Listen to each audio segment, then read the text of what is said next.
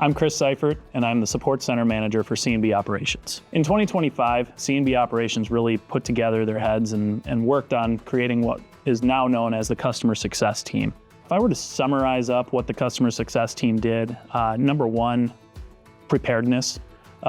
We really made sure that everybody was on the same page. All of the prep work was done in their operations center, nozzle selection, things of that sort, made sure that customers were prepared to hit the field running. The second piece that would summarize what we do would be in-season support. So customers had a knowledge of what phone number to call thanks to the pre-season communication from our team. The third piece I would say was post-season reflections. Customers were able to call in after the season to the customer success team. We were able to review how the season went with them, any questions that they may have had about winterizing their sprayer, looking with that customer on whether they actually made profitable decisions there, and what their overall savings were by utilizing the See & Spray platform.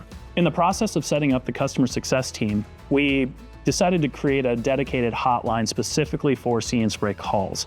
The See & Spray hotline provided a direct hotline to the right people to be able to resolve customers' issues in a quick manner. In 2025, we took about 240 tickets through the See & Spray Priority Hotline. So it was anything from sensitivity settings to how do I rinse my tank, to maybe any problems that they're actually having with doing any of those pieces. But some of those tickets were also proactive, where we were reaching out to the customer. Maybe they were seeing abnormally high fallback, so the See & Spray was going back to broadcast. You don't get any savings when you're doing that. So they were then able to reach out to their operator, make sure that they were getting the point across of, hey, we're investing in this technology because we believe in the savings. So that really helped us to be able to queue that up and help the customer save money in the long run. One example of a customer interaction that was really positive that sticks out to me would be, we had a customer that we had reached out to pre-season to basically establish, hey, this is the hotline that we're going to use in order to be able to communicate.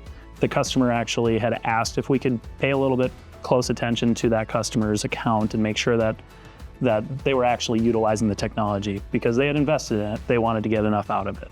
We actually had noticed that there was an abnormally high amount of fallback happening within one of the fields. We were then able to take a look. We saw, hey, it looks like it's because that operator is going over the See & Spray maximum speed that's supported. So what was going on is it ended up reverting back to broadcast. Because of that, we had seen that information. We reached out to the owner. They were then able to call out to the operator, make sure that they were dialing back on the speed to below that threshold so that they were utilizing the technology the way that it was intended to be used. The overwhelming feedback from customers was that they really did enjoy the dedicated hotline because when they called in, they knew that they were going to get a hold of somebody who knew what they were doing when it come to their technology. On top of that, they knew that they were feeling supported in the investment that they had made into the product and the technology. In 2026, any returning customers, that See & Spray Priority Hotline will continue to be available to you. We will plan on making any outbound calls to any new customers as well.